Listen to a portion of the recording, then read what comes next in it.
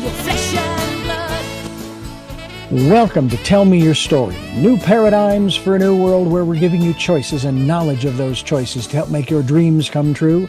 We are here 9 times a week, Sundays at 7 a.m. and 7 p.m., Monday mornings at 1 a.m., Wednesdays at 9 a.m., and Monday through Friday from 8 to 9 a.m., streaming live at all those times at richarddugan.com.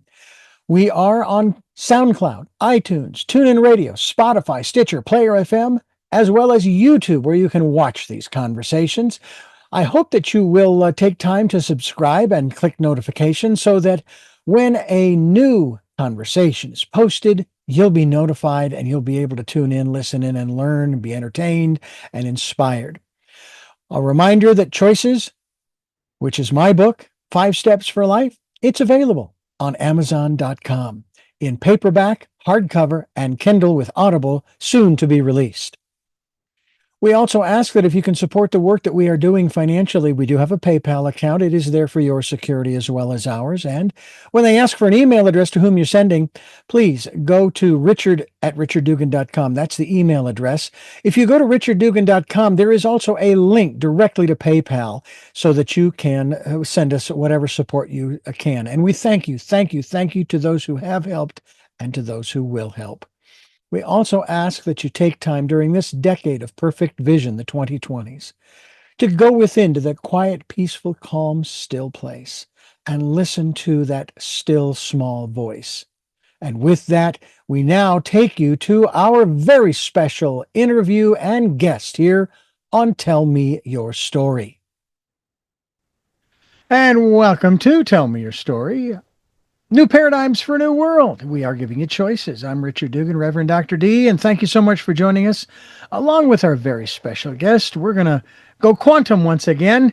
We're going to talk with Bill Combs about his latest work and the book, The Quantum Gate. Bill, thank you so much for joining us here on the program. It's a pleasure to have you with us.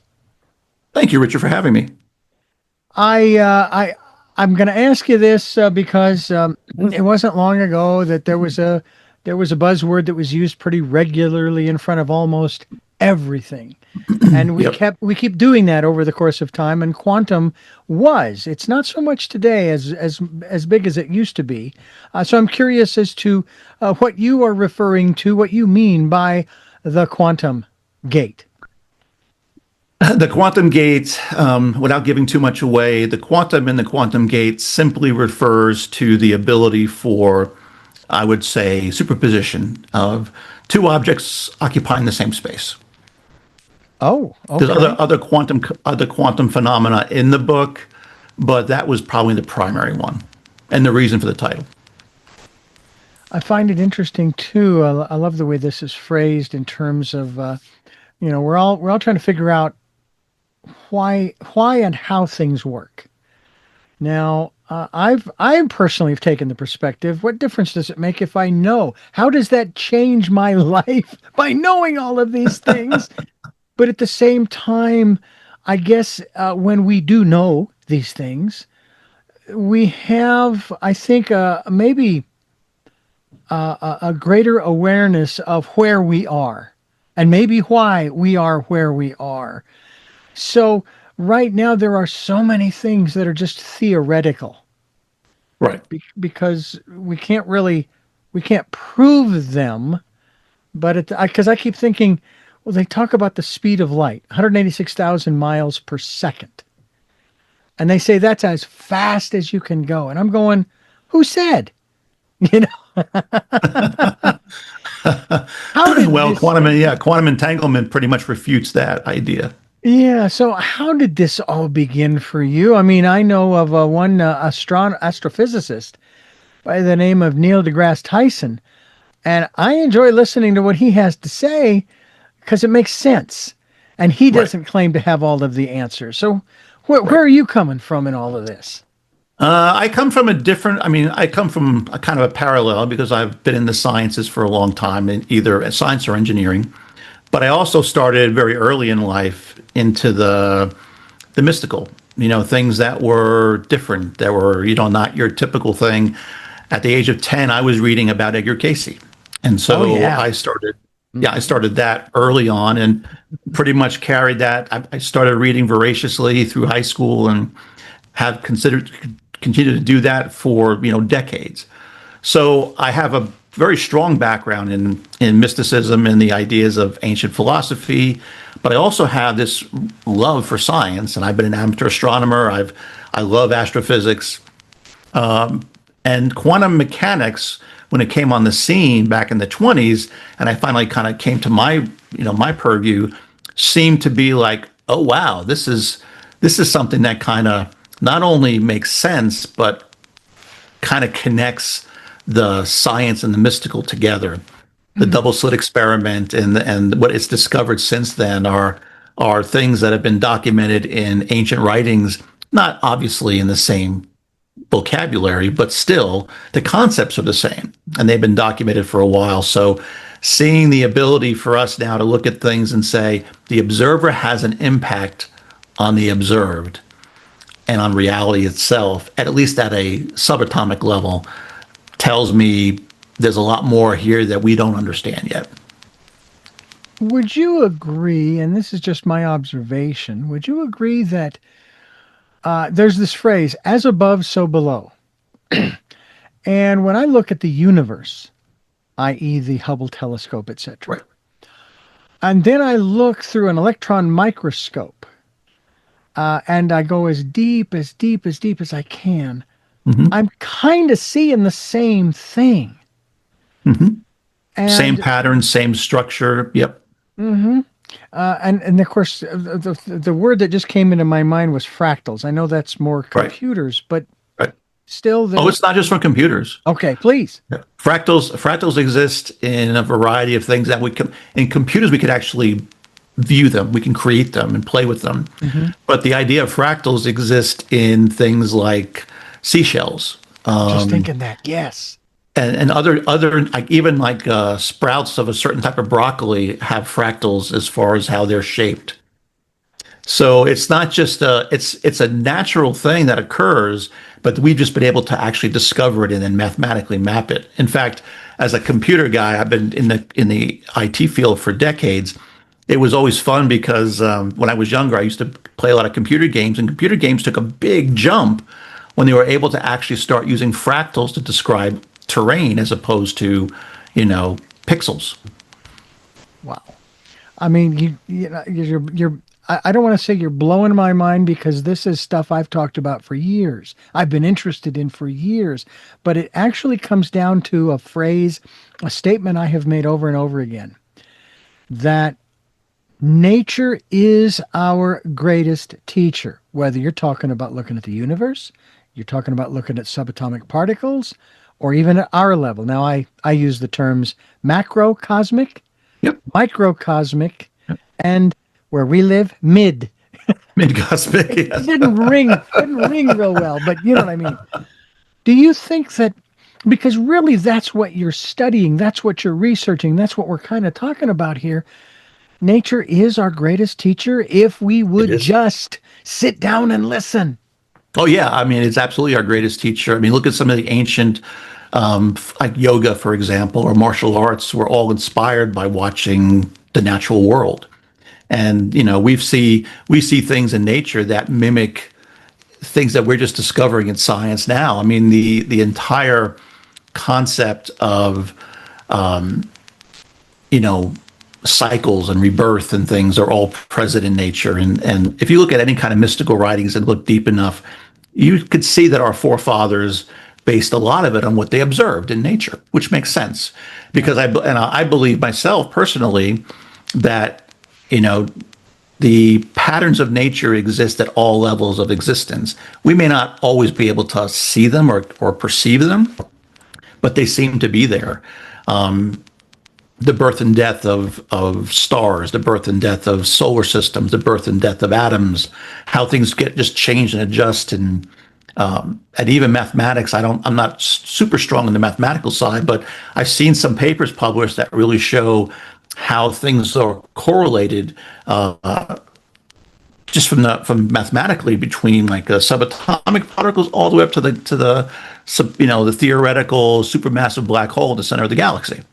And it's just a marvel to see how all this is linked together and chained together. Now, it's rather interesting you mentioned this super black hole. I wasn't aware that that was quote unquote in the center of the universe, but what little I know of black holes, everything gets sucked into it by its gravitational pull, and we Yes, have yes, no idea where it yes. goes. I mean, Had no idea where it goes. Right, right. yeah. Yeah. So they say the universe is expanding, but if we have this suction going on at the center, Well, it's in the center of each galaxy, not so much in the center of the okay. universe. Thank you for the clarification. Yeah. Okay. Yeah. So is there a risk that this galaxy, the Milky Way galaxy, could one day, maybe billions of years from now, be sucked into its center? We have never seen or observed that. I mean, obviously, our time frame of observation is infinitesimally tiny, but because the galaxy rotates, that force might be counteractive to the black hole in the center. I don't know the details of that, but I have not heard of anybody saying we're watching a galaxy get sucked into itself right now. Interesting. I used to work for a Christian radio station, and I was chatting with someone in regards to this because I consider myself a metaphysician. And I said, "Do you know that Christianity, along with many of the other ancient philosophies, as I call them, are metaphysical?" And, "Oh no, that's not possible." So I said, well, "Hold on. Do you know the definition of the word?" Yes. And they said, of course, I was befuddled by the fact that they said no, and yet they rejected the word as describing their philosophy. And I Right. told them, I says, simply put, metaphysics is beyond the physical. Right. And that's what is being taught about Yep. where we desire, suppose if you believe in the philosophy, where you desire to go and so forth. It's not in the physical realm. Right. Other philosophies teach the same thing. You incorporate this into your book, The Quantum Gate. Now, this is a fascinating sort of science fiction-y kind Science of fiction. Yeah. Science fiction, novel. metaphysical thriller. Yeah. Yeah. Obviously, metaphysics is sort of at the core of maybe your being, right? Absolutely. Yes. How did that start for you? Where did that begin? Well, like I said, it began when I was a child, and it just kept propagating throughout my life. I've studied multiple philosophies, multiple ideas over my time here on this planet, and I have been an avid devourer of wonderful stories. I love stories, and so the two just seem to make sense to come together. I used to tell myself stories and imagine things when I was a kid. I mean, the Hall of Records, for example, which is a centerpiece in the Quantum Gate, was mentioned in the Casey readings. And I always imagined myself standing before the Hall of Records as a child and getting inside. And that story, that daydream story I told myself for years. And when it just kind of hit me in a meditation that, when I want to write this story, I know exactly what it's going to be about. Wow. I knew exactly what I wanted to write about. Well, I've read all of the Casey books. It's been a long time since. I've read Ruth Montgomery, Yep. Ram Dass, Autobiography of a Yogi. I mean, the list goes on. And then more modern writers as well who are dealing with the same concept. Right. And you you allude in the book, in the novel, that, and this is fascinating to me, that I try to get across to people. Reality is malleable, story driven, and consciousness responsive. I also will throw one other element in there because a lot of people get stuck in this. It's temporary. It Yes. doesn't last forever. Yes. Very true. When you talk about reality being malleable and story driven, when you refer to the story, are you referring to the story that we are telling ourselves? Let me put it this way. It's said that all of the choices that we have made have brought us to where we are right now. You and I even the Yep. choices we made as children. Yes. Okay. Yep. And that all of the choices that we will make will determine where we'll be in the future. By the way, one of my guests added an addendum to that. He said, yes, it is true. However, it is based upon your perception of what you think the future will be. So if you think the Yes. apocalypse is coming, you might become a prepper. I Right. myself, I'm optimistic. Uh, and First of all, if there is an apocalypse, I want to be at ground zero and vaporized. Okay. But I Yes. don't think that's going to happen. I Right. honestly believe that, we've got a long time to live on this planet, whether it's in the context of the countries and the communities that we are today, Right. or if that's going to transform into something else. Can you Right. kind of talk to that a little bit? Well, for me, the ability for us to, choice is a paramount, fundamental component of our lives, but it's not just our conscious choice; it's our subconscious choices as well. Because in many cases, those are at odds with each other. We might have a very bombastic kind of attitude in life, but feel very bad about ourselves and subconsciously, and so they compete with each other. And one of the things that some of these folks that do neuroscience will tell you is your subconscious mind is like 90% of your brain power. So if your subconscious thoughts are thinking the apocalypse is coming and things are going to be horrible, but your conscious mind is trying to be the optimist within your friends and family, your subconscious mind's going to win out. You're going to be kind of moving your own choices, your own reality more towards that, because that's what you currently believe at your core. Mm. And as somebody who's practiced this for a lot of years, I have created realities for myself with strong intention and an alignment with my subconscious mind that would be considered to be very rare to happen normally. Ah, Anything's possible, but yeah. they're very, very. I mean, when you create something 4 or 5 different requirements, and bam, you get exactly that. That becomes less coincidental and more intentional. Well, you have become my guru, oh Bill. Yogi Bill. That's fascinating. And it is said by many of my guests that we can do this. We We can can, create our own real, and actually not we can, but that we we do, have been. yeah, It's yeah, just that we haven't been doing it consciously. right. And it goes back to your statement earlier about when we flow through life, and does it matter what we do? And the answer is no, because you could just travel down the river and let the current take you wherever it takes you, and that could be good or bad. Or you could decide to pick up a paddle and control your direction. Mm. And that's really the difference. Do you want to go over the waterfall, or do you want to get to the shore and walk your way down? And Right. that kind of comes down to that choice you have to make in life. Well, that's what I talk about in my book, which is actually called Choices, Five Choices. Steps for Life. Yep. And the more I talk with people post publication, which is about a year now, I begin to realize that my book, and then I didn't do this intentionally, but it seems like what's happening is this concept that I have talked about in my book is sort of the core of existence. It's Yes. all about choice. Yes. And it's Now, been talked about since the dawn of time. right, I'm not the first. Don't. No. Yeah, but it's something that we as human beings tend to forget. Mhm. And so we need people like yourself to come back and remind us, that guys, choice is really important. You can't, you could either drift or you could actually direct. Wow. Oh, and the analogy of the river. I've got to. We've got to talk a little more about that. But first, I want to remind you folks you're listening to "Tell Me Your Story" with Bill Combs, author of The Quantum Gate, and it's been out for a few months. We hope you'll get yourself a copy, as well as go to billcombs.com, BILLCOMBS.com, as we continue here on "Tell Me Your Story." Reverend Dr. D here talking to you, talking to Bill Combs, author of The Quantum Gate. And this whole analogy of the river, which I have used, and it's like we're all using the same analogies and metaphors Yep. and so forth year after year after year.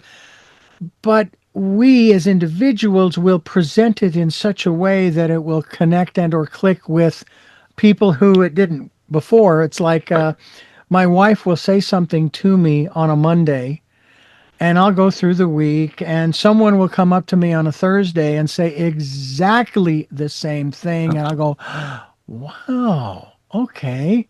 I'll come home and I'll share this with my wife, and she says, I told you that on Monday. And so this whole concept of the river, we talk about on this program spending time during this decade of perfect vision, the 2020s, and going within to that, listen to that still small voice. And I've been promoting that since September of 2019, because it was on its way, as it were, that first year. Yep. And it seems to me, and I want you to speak on this, that it is, many guests have said this, that it is like, that's the core of your existence, where you're going to get guidance to make the kinds of choices where you're laying down in that river. And yes, you can get an oar, and so forth, but you're laying, if I could float on my back, which I cannot, I would allow the current just to take me. Now, there may or may not be a waterfall at the end. Okay. It may take me out to the open sea. It's a very Taoist thing to do. It's let the river take you. But you're going to drift with the current over maybe to the left shore, and then back to the center, and then over to the right shore, but you're still going down the river. And so in essence, metaphorically speaking, you are surrendering to the universe, and it's still your choice. Take me where you will. Or as the old commercial was, take me away, Caligon. That's right. There you go. Please talk to us about that. Well, it's absolutely your choice. And I have met many people who prefer that they simply flow with nature, and they let themselves be taken wherever they're going to be taken. And that's okay. I mean, I think that's a wonderful way. It's not the way I choose. I try to be a little more directive, but I also do listen. When I meditate, I will listen. The idea to write the book, the idea for the plot, the lessons to be in the book.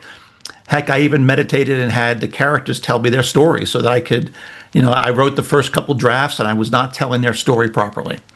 And so they made sure I knew that, and I had to rewrite it a couple more times to get their story straight. So how cool. That happens. So you're actually having conversations with the characters. Absolutely, right. Absolutely. I mean, they're all fractal parts of me. So it's like, in a way, it's not only just talking to these characters, you're talking to parts of yourself that don't normally get a voice. Yeah, that's cool. That is very cool. Now, there have been some television programs and movies that have a few, but still, I managed to catch some of these. There was a television show a few years ago, which one of the actors was Kiefer Sutherland, and he was co-starred with this young curly-headed kid. And the premise of the series of episodes, in the first 15 minutes or so, they show you let's just say four different stories, totally independent of one another. And then the last 45 minutes of the program, they start to show the intersecting of each of these four stories with one another. Yep. Is it important for us to understand not only that aspect of our lives, but to not just believe it, but to know that we know, or grok it, that we are connected and that we do have an impact on one another, and we don't even realize it sometimes, and that maybe that's where kind of what you're talking about, maybe through this book too, The Quantum Gate, that we need to get more conscious about living our lives. Yes. I wrote a book about a year ago, nonfiction, and it kind of talked about these four cornerstones that I feel are like important for us to cultivate in our lives. And one of them was the idea of connection. And I call it sort of like the ripple effect. And I've written about this in blogs before, and it's extraordinarily powerful to know and to understand that your actions can have other incredible impacts on people, and it could be years before they actually take fruit. So I know that I had a story where I was working and I was managing a group of folks, And we would have a status meeting, and I was the head of the status meeting, and we had about 50 people attend this and give me their status. And one of the women in there, proposed that a different plan, different idea. And I was very receptive and worked with her and kind of helped her with that. A year later, she sees me on the lunch line, and she comes up to me and she thanks me.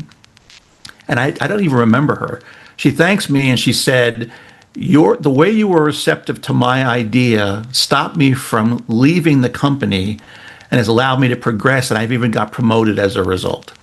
So these are things that we do that we don't even realize. And that was a fairly measurable thing. Mm-hmm. Sometimes just your presence can have a profoundly powerful impact on people around you. And I feel it strongly with everything, animals, plants, other people.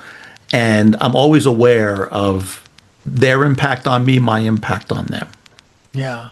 That is now you have not only do you have bobcombs.com, but it's also connected to another website called if I can Quanticism. Yeah. Quanticism. Yeah. Thank you. Yes. Quanticism. Yes. It's a blended term of quantum physics and mysticism.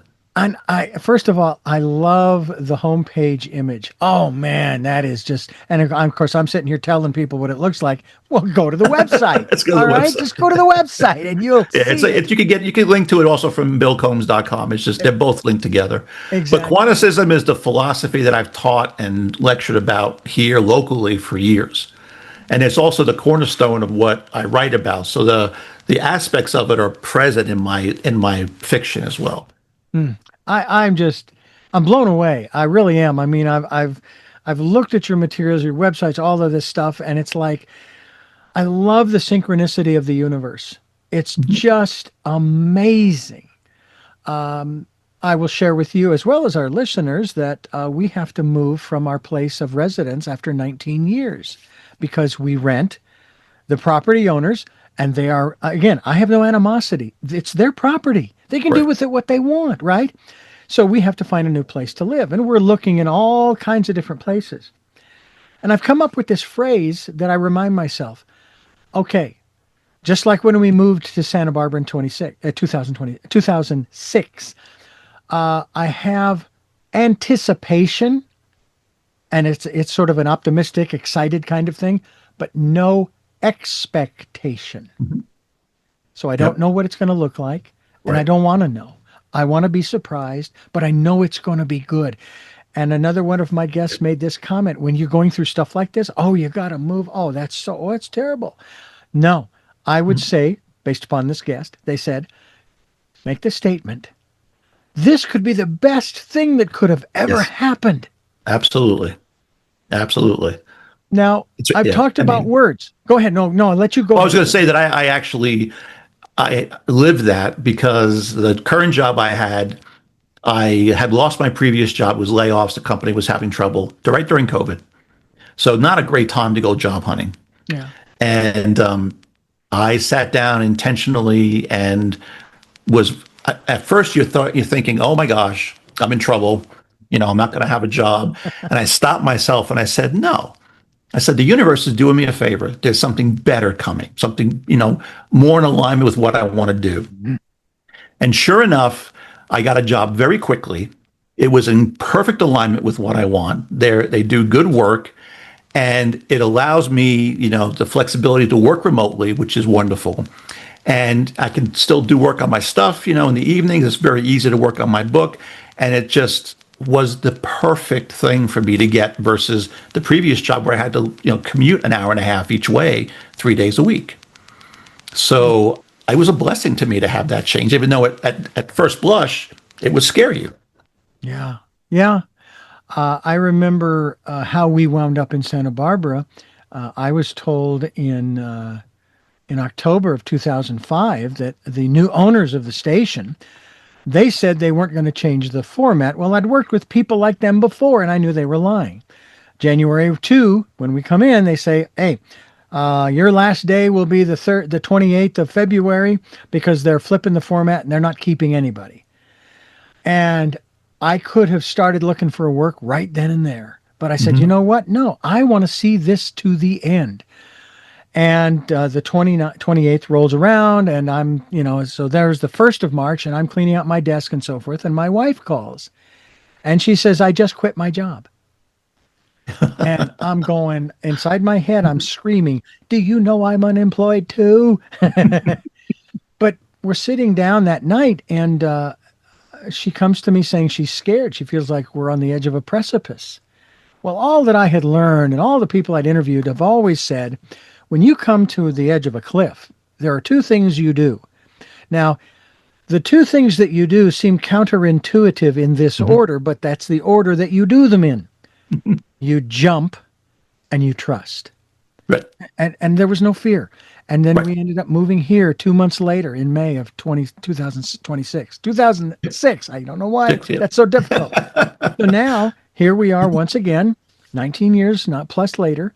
We're doing the same thing. Now I still have a job. Don't get me wrong, but my wife is retired, Right. and it's like, wow, the world. As the phrase goes, the world is my oyster. Hmm.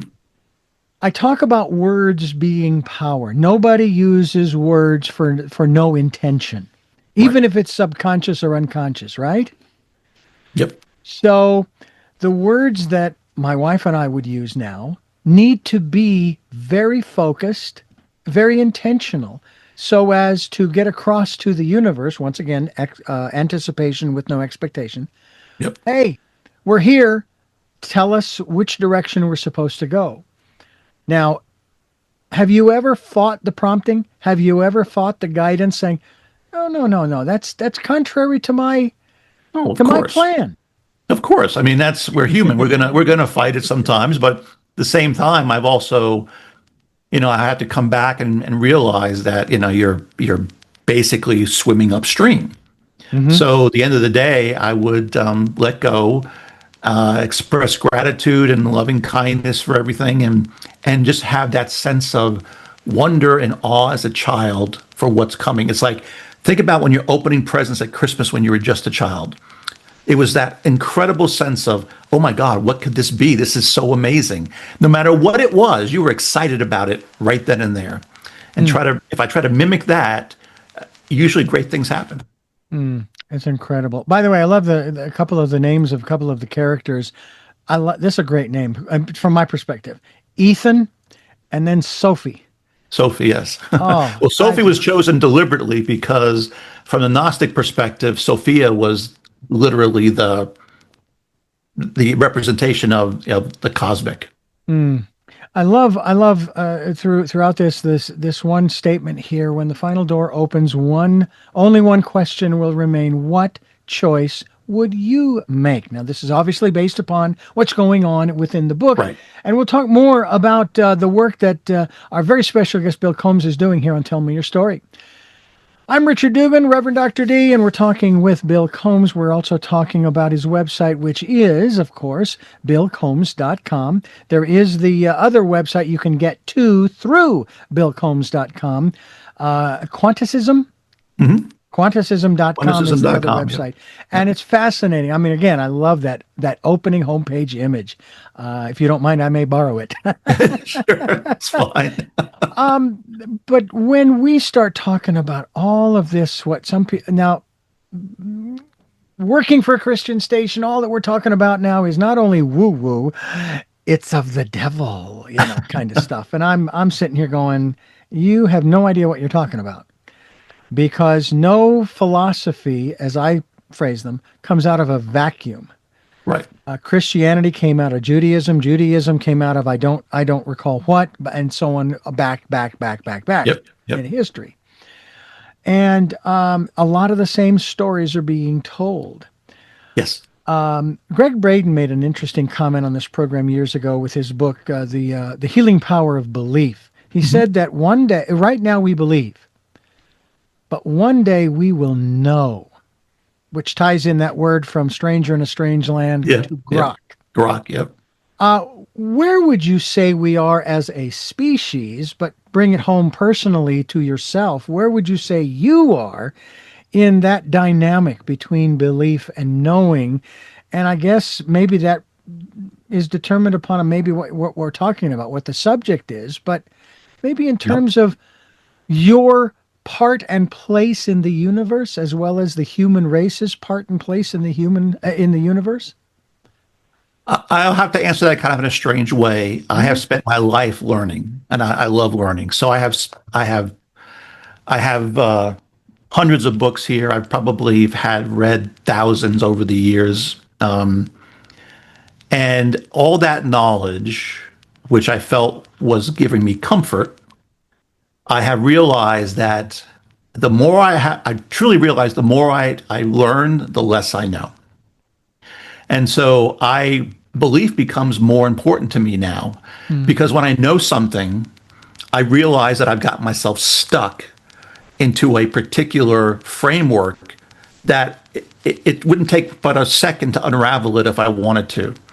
And so I'm trying to keep myself, and I'm not always successful at this, but I'm trying to keep myself very open so that I don't get stuck in knowing anything.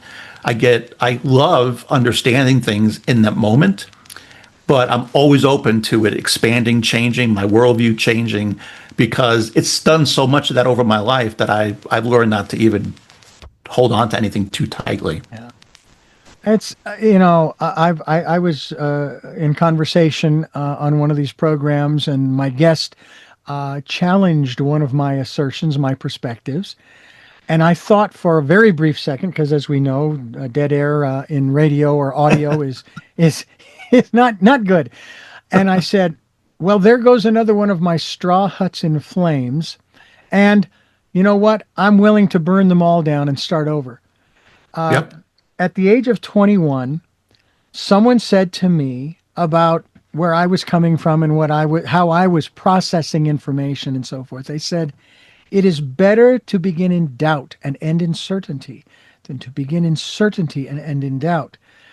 So when I see a lot of these pontificators, whether it be on social media or the networks or wherever it is, talking about their certainty of things, Right. I think, man, it may not happen until you're on the other side that you're going to know what the truth is. And I remember one individual, Jerry Falwell, who was just blasting people back in the early 80s over this whole issue of AIDS. And when he passed away, my first thought was, well, now he knows the truth. Maybe. Well, that is true. Have you ever heard of LBL, Dr. Newton, and his work in Life Between Lives?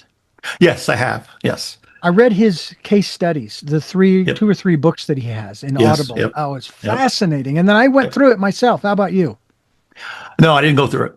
Oh, No. it's I mean, I've studied it, but I've also studied a lot of other systems that have very similar concepts in them. But it's wonderful, and again, I find it to be, I read these studies, whether you're looking at Life Between Lives, you're looking at NDEs, whatever that aspect is beyond our physical body. And even when I think I know something, like I was a fervent believer in the law of karma when I was growing up. I mean, it just fit my young, youthful ideas, and now I don't. I'm kind of at the mindset where we are our own punisher, and nothing punishes us because the universe loves us too much to punish us. But now we can punish us. Yeah. Who was it that said that this was a friendly universe? I can't remember if it was Stephen Hawking or someone else recently in the last 40 It might have been, Hawking. I don't remember. Yeah. And I thought, well, isn't that nice that we live in a friendly universe, which befuddled me when I saw these hearings, I guess it was last year in Washington, and some of them were even talking about how, well, they're jeopardizing our national security, or they're a threat to our national security. I'm going, when I've talked with people on this program about extraterrestrials or other beings in the universe, I'm going, look, if they're here, and the pictures that we've been seeing, the videos, etc., are legitimate, we wouldn't be having this conversation if they were malevolent. That's absolutely true. Yes. So and I've talked with a number of different people who have been studying this for years. They have not had their own experience, but they've been talking with people all over the globe about Right. their experiences. I was Right. born and raised in Phoenix, so in Arizona we had the Walton experience. Right. Can't Yep. remember the Travis guy's. Walton. Yep. I'm Yep. sorry, Travis Walton. Travis. Thank you, Yep. thank you. I haven't had that experience, although I've seen interesting things in the sky.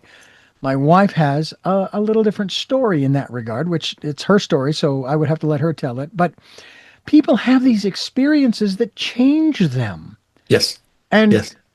to me, this flies into the same arena with the Christian station I was at, when they would belittle people and or their experience that didn't match up with what was in the book. Right. Right. And I said, "How can you do that? They are not the same person they were, and you're telling them that it's a fake, it's false, and it's of the devil, is only doing harm." Is only doing, and that when people talk about that and the UFO idea, that, and I agree with you completely. If we had visitors here, we would not have a lot of options here. If you don't believe that, just ask the Native Americans what happens when a superior race comes in, and if they had any kind of malicious intent, we would absolutely know it. Yeah, exactly. We're talking with Bill Combs, and BillCombs.com is the website here on Tell Me Your Story. I'm Reverend Dr. D with Bill Combs, and BillCombs.com is the website. The book is The Quantum Gate. Now, there have been authors down through the years in my time, my short little 65 years, that little puff of smoke existence on this earth, where I have read a number of different authors, just as you have, maybe hundreds, more than I would even realize that I have done. But one in particular comes to mind when I think about your story and what it contains. Yes, a novel, a story, it's fiction and so forth.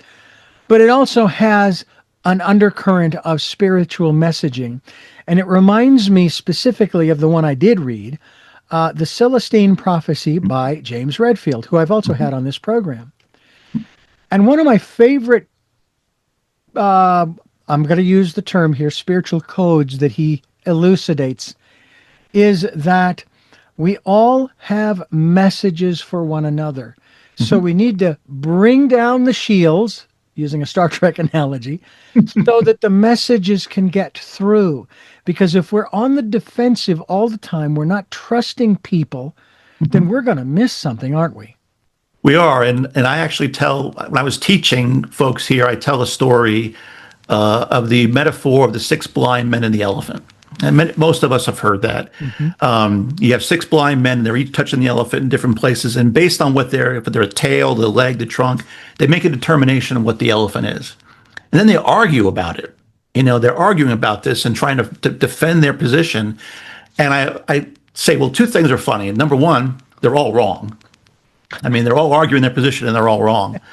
But the funny thing is that if they actually shared their information as opposed to trying to make it what everybody else believes, they would actually see the elephant. And so I try to tell people, instead of trying to force people to believe a certain thing or to see things your way, share what you see. Let them share what they see, because together you will see more. And it is epitomized by the juxtaposition that we have today between governments Yes. in a phrase that I came up with. All right? They don't care, but I'm going to share it anyway. If you have no secrets to keep, you have no secrets to keep. That's right. That's right. Yep. Yep. Yep. So then you can do away with Central Intelligence Agency and what is the Kremlin's KGB, KGB, and yeah. whatever China has, and all of the other alleged enemies. When in fact, if we really were doing an assessment, we'd realize that, we're a lot more similar than we are dissimilar. Oh, I mean, my son and my daughter-in-law is from China, and I would talk with her and speak with her and her family, and they're just like, I mean, there's no difference. I mean, they have the same hopes, the same dreams. Their government forces them to behave culturally a little bit differently, but they're no different than we are. Yeah. And Russia the same way during the Cold Russia the War. I same way. remember Yeah. hearing stories of interviewers that would go over and talk to the common man and woman and child, Yep. the families. Yep. They were no different. It No was the different. governments that put this Yes. place this juxtaposition. And it's like, you know, when the little Russian decided to invade Ukraine, one of the first thoughts that went through my mind is, I wish I had the resources to jump on a plane, go to Moscow, go into the Kremlin, go into the room wherever he is. I'm not going to kill him, okay? Right. Contrary. Right. Grab him by the ear and say, your mother is ashamed of you. We do not play this way in the 21st century. That's is right. Okay? Yep. You know, we should be living Put the them on a Jetsons life. sandbox, put them in a playground, like in a little sandbox, because it's really no different when you watch these folks behave. It's like, and as a parent, you come over there and you scold your child for not being nice. Yeah. But I want to talk to you about something else that I'm hoping is part of this book and the work that you've done, and certainly the teachings, and maybe another book or two. And I'd love to have you back to talk about some of these other works that you've put out too, as well as we continue here on Tell Me Your Story. Bill Combs, my guest. I'm Richard Dugan, Reverend Dr. D, and we're talking about his book, The Quantum Gate. Sounds really cool. Incorporates a lot of stuff science fiction wise. I'm very excited, but I want to ask you about something. Because I know you've read about this, you probably have a perspective on it as well, that when we come into this world, we have a contract and we have a list of experiences that we would like to have in this lifetime that we've chosen. And having just spoken about the little munchkin in Russia, he has made those choices as well. He's got the same contract as the leader of China, North Korea, India, and the list goes on of the other 200 countries. And I have to, this is one of those things where, okay, did I have in my contract that I would fly to Russia, that I would go into the Kremlin, I would grab that little guy by the ear and say those things and put him in a sandbox, for an indeterminate period of time until he learns how to behave? Penalty box. Yes. or am I violating his contract by doing that? And I guess that's where you kind of have to, go within and figure out, okay, is this really my role? Is this really what I'm supposed to do here? Right. Or is there another way to grab the guy by the ear, metaphorically or euphemistically, to get his attention, saying, hey, come on, we can do better than this, Yep. If there are aliens watching, they must be embarrassed by our behavior. Yeah, they're watching sitcoms. We're just a bunch of sitcoms to them. So what do you think about that, in that juxtaposition between making choices and then that contract that we have, which I know is not ironclad. We can change it. Sure, we could change it. I personally feel that this is one of those things that comes down to, are people making mistakes? Are people doing things wrong? And this gets to be a really dicey place, because I tend to believe that everything is happening exactly the way it was meant to happen. And, we can get into even more crazy stuff where you look at if the universe is trying to experience itself through us and all those possibilities, then likely every major choice is going to kind of separate into a different timeline of some type. Oh, yeah. So at the end of the day, I think all of these things need to play out because it provides that unique feedback back to source, and that we have the choice and the ability to simply choose which cycle of timelines we want to play in. If there's bullies at this sandbox that I usually go to, I'm just going to go to a different sandbox. Yeah. So would you consider those different timelines different dimensions, or is that something a little different than a timeline? I mean, theoretically, it could be a dimension, but it's really just a parallel of ours with just some differences in them, just a different energy, a different frequency of where things might be heading.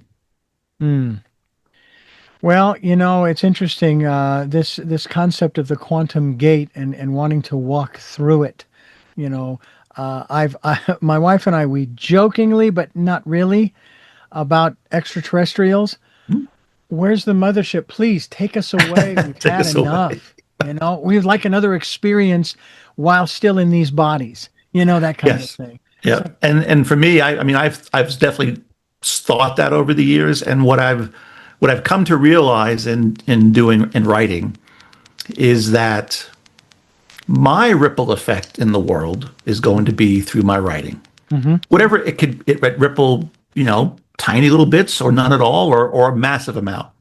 But I feel it's in alignment with my contract, with my purpose, is to put this out there in a way that will, to me, if one person reads it and it really makes a difference to them and it changes their life in some way, in a positive way, then that ripple then travels throughout, you know, the future, people they interact with and maybe their kids and grandkids. And so sometimes our ability to influence things in a positive way can be very small in the now, but have huge repercussions in the future.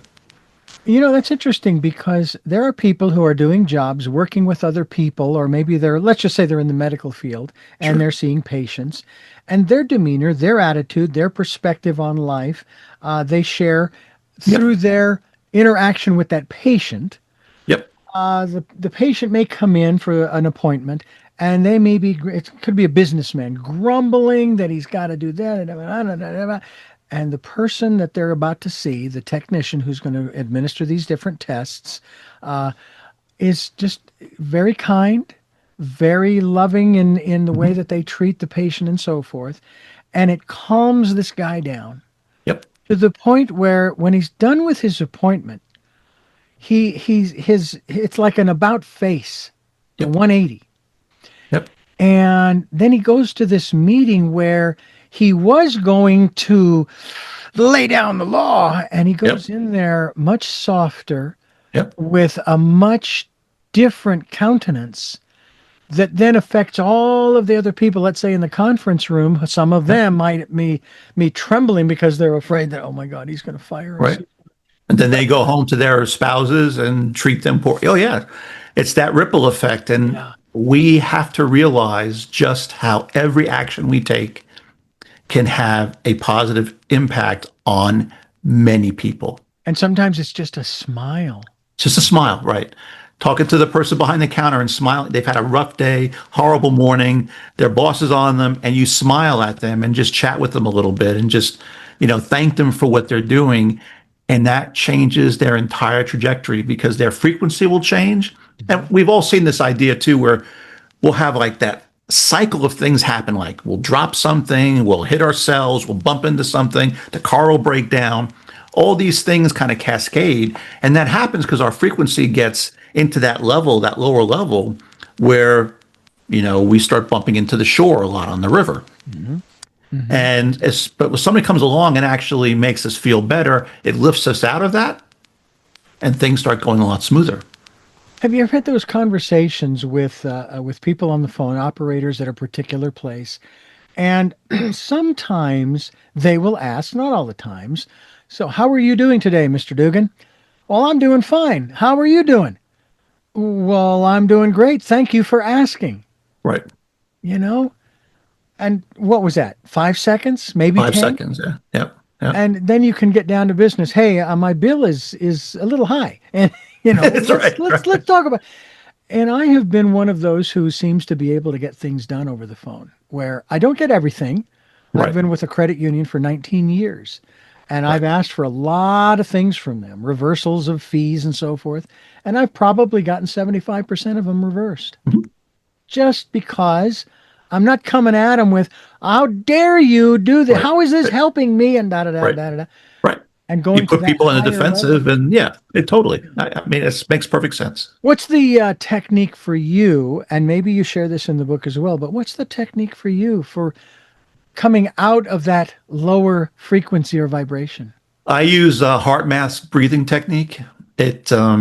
It works really well. It's pretty quick to do and easy, and it almost always will lift me up out of that, you know, bumping into everything, dropping stuff, that kind of thing. Yep.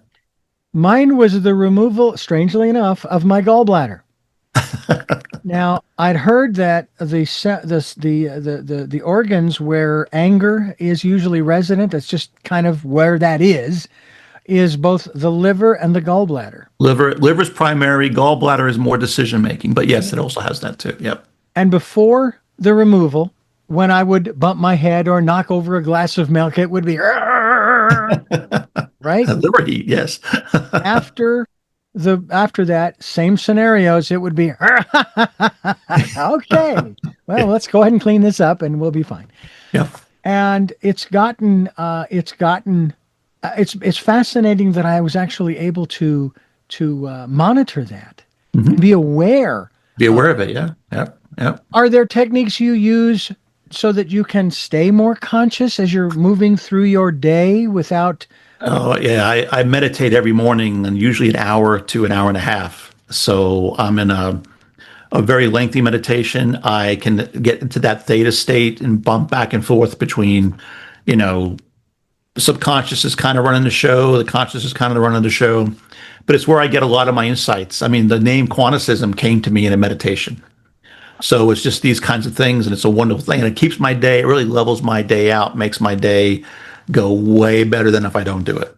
Do you consider yourself in any way, shape, or form an intuitive medium channel? And I could throw all the other adjectives out. Medium, no. Intuitive, channel, sometimes, and intuitive, definitely. Mm-hmm.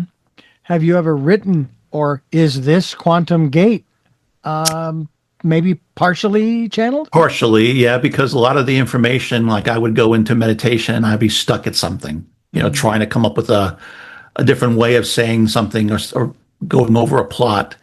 And I would just let myself be open, and I would get this wonderful idea and it would just hit me and I would be like, oh my God, that's perfect. Yeah. And then I would go write it. It's interesting how we get these impressions. I remember a personal growth program in 1980. I was 20 years old. It was called LifeSpring. It was an outgrowth of Est. And in it, we were given this giant piece of construction paper, a rectangular construction paper, and a Sharpie, a white page and a Sharpie. And we were to write down a statement. And mine was, and I did this in cursive to start with, I will listen to, and then I went down the next line, all caps, block letters, and follow the promptings of, and I call my intuitive voice, my friend. And I still have that. I'm searching for it. Maybe I'll find it in the move. Because that's the statement we all need to make. And we're not giving up our freedom of choice either. Oh. We really aren't. No, it's essentially it is choice. Mm-hmm. But it's choice that is, it's an aware choice. Yeah. How about connection with loved ones or friends or family that have passed on the other side? Have you ever had any experiences of that nature? I did actually, and recently I lost my stepfather about a year and a half ago. And then we had a contentious relationship for most of my life. And for a lot of reasons, but at the memorial service, I kind of went into that. I used the heart math technique and got myself into a heightened state. And then I kind of communed with him, and, I said I totally understood. I understood why he was who he was, and totally forgave him for everything he did, and, wished him the best. And I knew that fear was driving a lot of his life, and I felt compassion for that because I can't even imagine what that would be like. So it was an intuitive connection there at that very special time. Now, specifically because it's your father, and my father Yes. passed away a little over 2 years ago. Can you say that after all of that, that you have nothing left unsaid between you and your father, or are there still things that? No, I think I stated everything that I needed to state. I think it was pretty, I was pretty honest and pretty direct, but I also totally understood why he was who he was. Yeah. I didn't give him an excuse. It wasn't an excuse that you could, okay, you're this way, but you still have to own your own choices. Yeah. and your own behaviors. But I expressed that my understanding, and I'm not gonna hold on to this anymore. Because it's a weight that drags us down. It does, and if we hold on to it for so long, it's not a good thing. Yeah. Then you have all kinds of other problems Yes, exactly. that the Yeah, body yeah, says, hey, we yeah. can't tolerate this. You either let it go Yep, or we'll yep, intervene. yep. It's the pain and suffering model in Zen Buddhism. So if you imagine getting shot with an arrow by somebody, in a moment you're in pain and you're angry and you're furious and all the things that any human being would be. But 6 months after you've healed and gotten back, if you're still holding on to that anger, that becomes a choice. That becomes your choosing to suffer and, to give your power away to somebody else that event is long since gone. And I don't know about you, but I myself, I can't even list on one hand anybody that I have a grievance against who is living or has passed on, Right. simply because I give people the benefit of the doubt, even after they have taken advantage, is the best way I can put Sure. it. Sure. Sure. And I mean, there's one gentleman that I could have a grievance over because of the money that's involved. But I'll tell you Right. what, I am more, I don't want to say hurt, saddened. I am more saddened by the loss of the relationship. Right. I don't, Right. it's like, yeah, it'd be Yep. great to have the money, but to heck Yep. with the money, I'd like to have the relationship back because we had Yep. such, for 7 or 8 years. Yeah. Yeah. That's the thing. That's the part you're kind of ashamed to lose that. Yeah. When I was 16, and I've been meditating for a long time, but I was able to connect to the universe in one of those, transcendental moments that lasted probably a millisecond or two. Because as soon as you realize you're in a transcendental moment, you're not in the moment anymore. Right. So, but in that moment, though, it opened my empathy up so much that, like you, I can't, even when things are going wrong or people doing bad things to you, I really understand what motivates them. And it's, I prefer to just simply say, okay, I understand this, but I don't have to deal with you. I don't have to have you in my life. Hmm. That is your choice. Now, with family, you don't get to choose that, but with other people, like, you can choose who you want to keep in your life. And even though I understand why they do what they do, I get to choose too. Yeah. My best friend and I knew him for 53 years before his passing. We went to grade school, high school, and college together. We took a trip to Kansas once. And when we got back, we both were arguing in the car about who owed who money. And I said, okay, I'll tell you what. How about we do this? Let's call it even because I don't want to lose the friendship. Right. And he agreed. And Yep. we were friends from that, Yep. from then on as well. I was saddened about hearing about his passing a month after he had passed.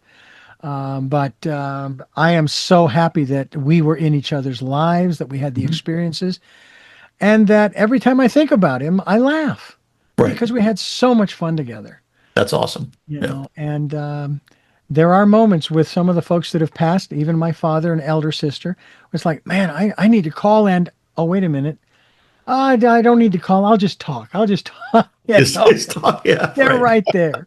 They're right there. Yep. We're talking with Bill Combs, the quantum gate, and we certainly hope that it turns out maybe along the vision that I have is of the television series and the big Stargate that has that shimmering, what looks like water, Yeah. that would be cool to walk through and see what's on the other side.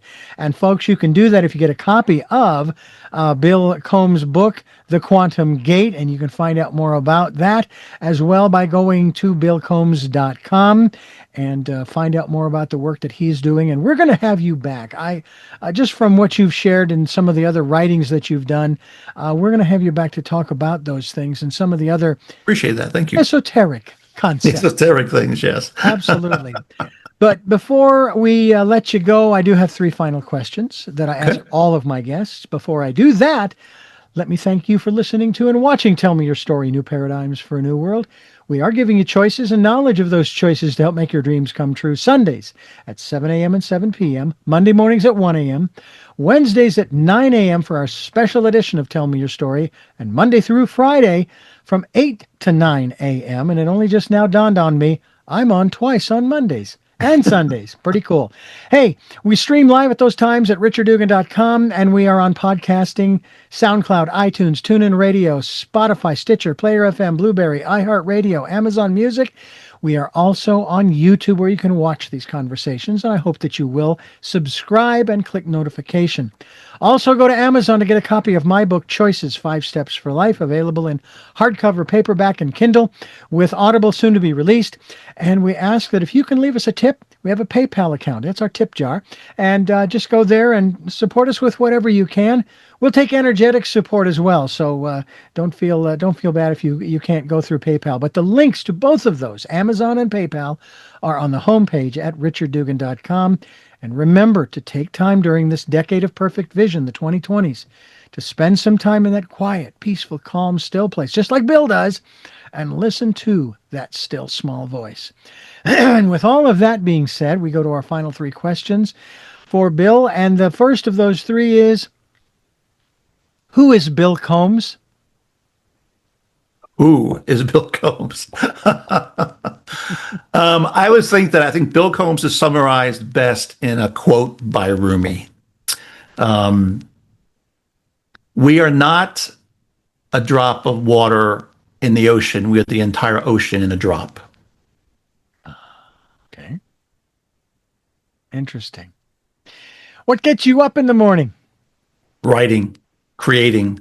I write short stories. I'm creating a universe of stories that they're all going to be connected, because connection is a big thing for me. So I write, novels that think will be connected to each other. There's going to be lots of things to connect. And I'm creating a universe that is both intuitively inspired as well as inspired from years of study. And finally, what was your best day? Every day is my best day. So today is my best day, and tomorrow will be a better one. Well, Bill, thank you again for joining us here on the program, being a part of the work that we are doing, trying to change the world a little at a time, but we are. And we thank you for listening to and watching Tell Me Your Story, New Paradigms for a New World. And until our next broadcast, podcast, videocast, love Talal. Jeanette, I am still listening. Dad, continue to be happy because I am. Smokey, I will see you on the other side. Mike, thanks for letting me be in your life. And to my dear friend Zorro, aho, aho.